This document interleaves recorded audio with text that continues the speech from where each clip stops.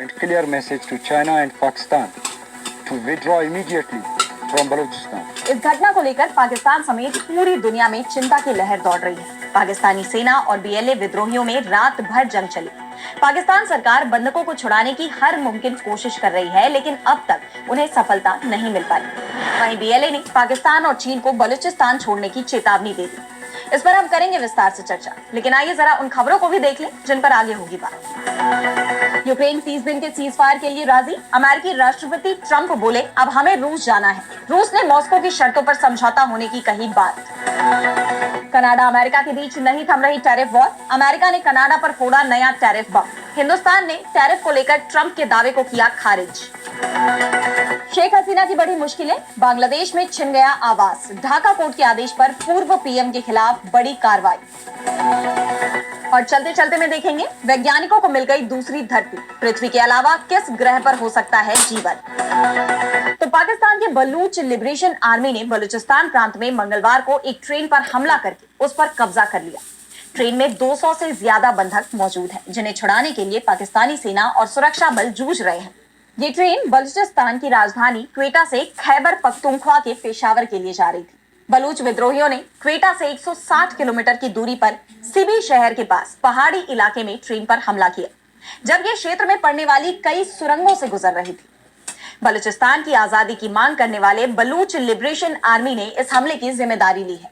पाकिस्तानी अधिकारियों ने बताया कि मंगलवार दोपहर को जब जाफर एक्सप्रेस क्वेटा से 160 किलोमीटर दूर सुरंगों की श्रृंखला से गुजर रही थी, उस दौरान उस पर हमला किया गया। 9 डिब्बों वाली ट्रेन में 400 से ज्यादा यात्री सवार थे। पाकिस्तानी सुरक्षा सूत्रों ने कहा कि बंधकों को सुरक्षित छुड़ाने के लिए सैन्य अभियान जारी है। अधिकारियों ने अब तक 104 बंधकों को छुड़ाने का दावा किया है।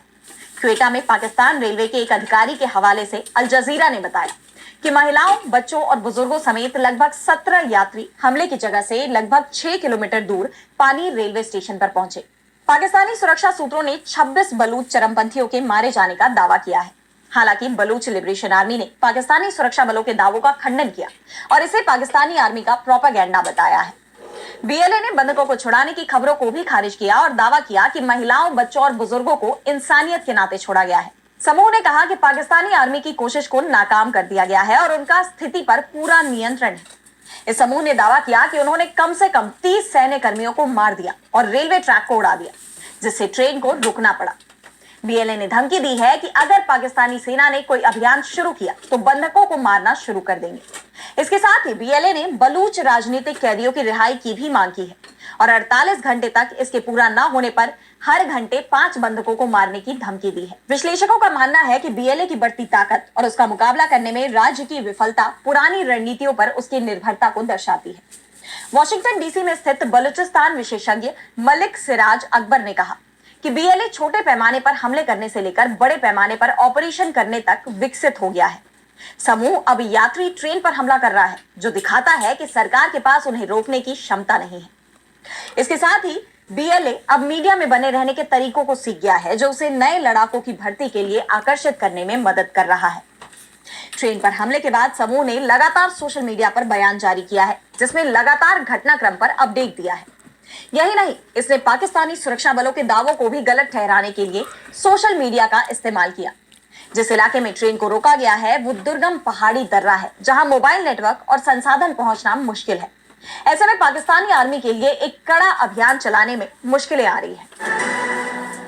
और अब बढ़ते हैं अगली खबर की तरफ, जहां हम बात करेंगे रूस यूक्रेन युद्ध विराम की। तो अमेरिका की मध्यस्थता में रूस यूक्रेन युद्ध विराम प्रस्ताव पर सहमति बनती नजर आ रही है।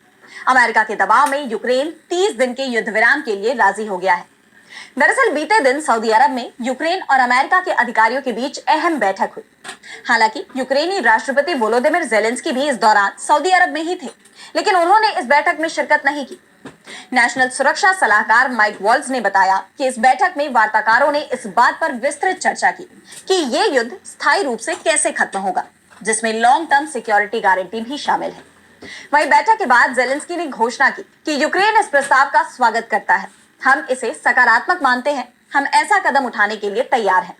अब संयुक्त राज्य अमेरिका को रूस को ऐसा करने के लिए मनाना होगा। इस घोषणा के बाद अब सबकी नजरें रूस पर टिकी हुई हैं। अगले कुछ दिनों में ट्रंप के दूत स्टीव विटकॉफ रूस जाकर राष्ट्रपति पुतिन से मुलाकात कर सकते हैं। इसकी जानकारी देते हुए विदेश मंत्री मार्को रूबियो ने कहा कि अमेरिका युद्ध विराम का प्रस्ताव क्रेमलिन को देगा। हम उन्हें बताएंगे कि बातचीत की टेबल पर क्या है। यूक्रेन युद्ध रोकने और बात करने के लिए तैयार है। अब ये उन पर निर्भर करेगा कि वे हाँ कहते हैं या नहीं।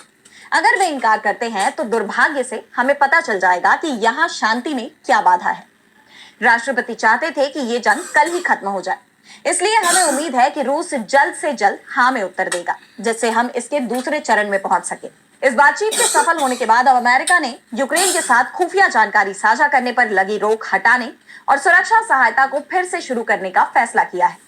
आपको बता दें कि इससे पहले यूक्रेनी राष्ट्रपति समझौते के लिए अमेरिका दौरे पर गए थे, जहां उनकी ट्रंप के साथ तीखी नोकझोंक हो गई, जिसके बाद से दोनों देशों में तनाव काफी बढ़ गया था और अमेरिका ने यूक्रेन को मिलने वाली सारी मदद पर रोक लगा दी थी। सैन्य सहायता से लेकर खुफिया जानकारी तक सब कुछ पर रोक लग जाने से यूक्रेन के लिए हालात काफी मुश्किल हो गए थे। लेकिन अब जब अमेरिका के दबाव में यूक्रेन ने युद्ध विराम प्रस्ताव को मंजूरी दे दी है, तो अमेरिका ने भी अपना रुख नरम कर लिया है।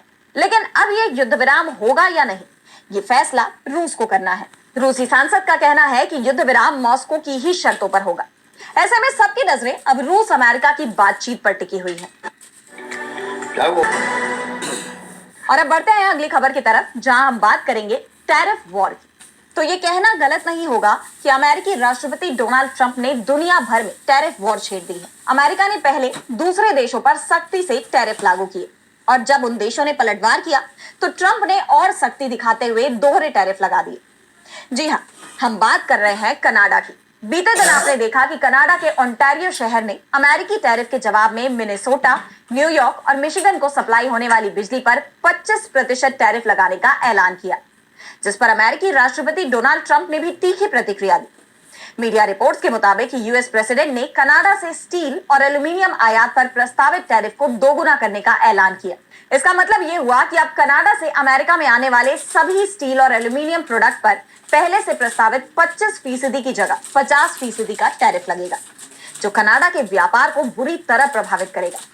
माना जा रहा है कि ट्रंप का ये फैसला इस टैरिफ वॉर को तेज कर सकता है। वैसे तो ट्रंप का ये फैसला 12 मार्च से ही लागू होना था, लेकिन अब खबर ये आ रही है कि अमेरिकी राष्ट्रपति ने अपने फैसले से यू टर्न मार लिया है।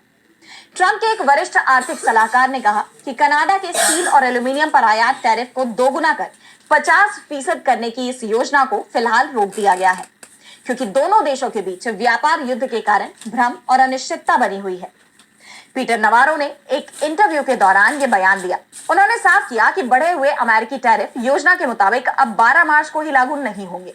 नवारो का ये बयान कनाडा के ओंटारियो प्रांत के प्रधानमंत्री डग फोर्ड की तरफ से अमेरिकी बिजली निर्यात पर लगाए गए सरचार्ज को अस्थायी रूप से निलंबित करने के ऐलान के कुछ ही घंटों बाद आया, जिसके बाद कहा जा रहा है कि अगर कनाडा भी टैरिफ जारी रखता तो अमेरिका लंबे समय तक इस ट्रेड वॉर को जारी नहीं रख पाता। हालांकि कनाडा पर टैरिफ को लेकर तो ट्रंप बैकफुट पर नजर आ रहे हैं, लेकिन हिंदुस्तान को लेकर उनके रवैये में कोई बदलाव नजर नहीं आ रहा। ट्रंप हिंदुस्तान पर पहले से ही जबरन टैरिफ वसूलने के आरोप लगा रहे हैं और अब इस पर व्हाइट हाउस की तरफ से बड़ा बयान सामने आया है, जिसमें कहा गया कि हिंदुस्तान अमेरिकी उत्पादों पर कहीं ज्यादा टैरिफ लगाता है और इससे मुनाफा कमाता है।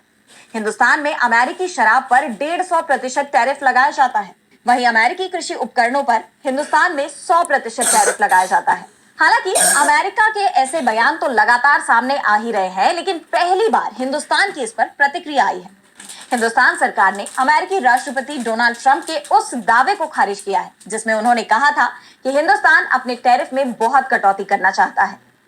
हिंदुस्तानी कॉमर्स सेक्रेटरी सुनील बर्थवाल ने संसदीय पैनल को बताया कि हिंदुस्तान ने अमेरिका के साथ टैरिफ में कटौती को लेकर कोई कमिटमेंट नहीं दिया है। किसी ट्रेड एग्रीमेंट को अभी तक अंतिम रूप नहीं दिया गया है।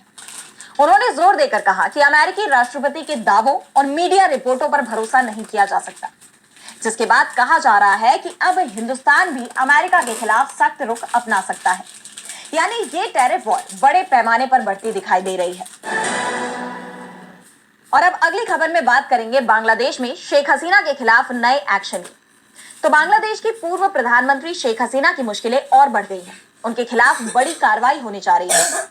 ढाका की एक अदालत ने शेख हसीना के धन मंडी स्थित निवास, सुधा सदन और उनके परिवार के अन्य संपत्तियों को जब्त करने का आदेश दिया है।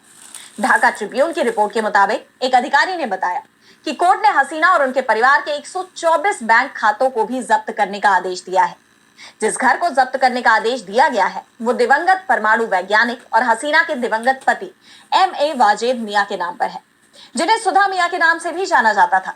आपको बता दें कि घर जब्त करने का ये आदेश ढाका मेट्रोपॉलिटन सीनियर स्पेशल जज जाकिर हुसैन गालिब ने दिया। एंटी करप्शन कमीशन यानी ACC के आवेदन के बाद उन्होंने यह आदेश जारी किया। जब्त की गई संपत्तियों में हसीना के अलावा उनके बेटे सजीव वाजेद जॉय, बेटी सैमा वाजेद पुतुल, बहन शेख रेहाना और उनके बेटे बेटियों तुलिप सिद्दीकी और रदवान मुजीब सिद्दीकी की संपत्तियां भी शामिल हैं।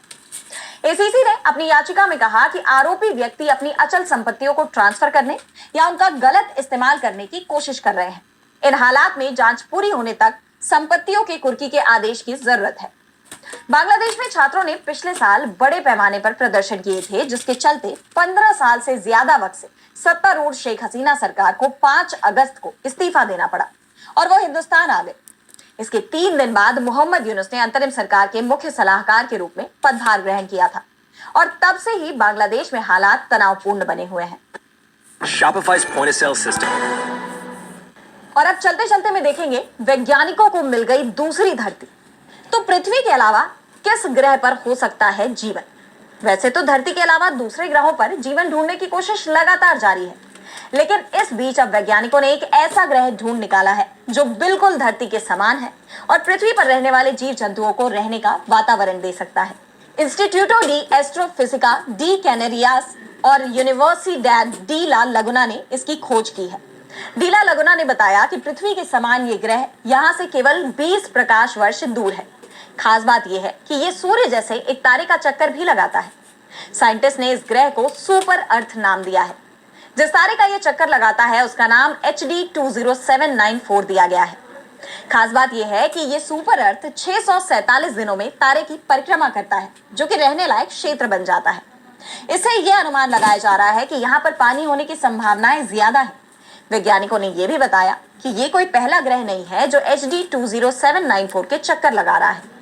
इसके पहले भी 2 अन्य ग्रहों को खोजा गया था जो इस तरह की परिक्रमा करते हैं। इस ग्रह के बारे में बीते 20 सालों से जानकारी इकट्ठी की जा रही थी। इस खोज की report astronomy and astrophysics journal में पब्लिश हुई है। नए सुपर अर्थ की बात करें तो इसका द्रव्यमान पृथ्वी से 6 गुना ज्यादा है।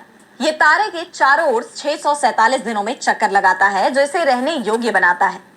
सुपर अर्थ रहने योग्य इसलिए है क्योंकि ये मंगल ग्रह के सूर्य के चारों ओर चक्कर लगाने से केवल 40 दिन ही कम है। इन क्षेत्रों में पाए जाने वाले ग्रह अपने तारे से एक आदर्श दूरी पर स्थित होते हैं, जो पानी होने की परिस्थितियों को मुमकिन बनाते हैं। आपको बता दें कि बीते कुछ सालों में पृथ्वी पर कई बदलाव देखने को मिल रहे हैं और कई वैज्ञानिकों ने यह भविष्यवाणी भी की है कि आने वाले वक्त में धरती पर जीवन समाप्त हो जाएगा।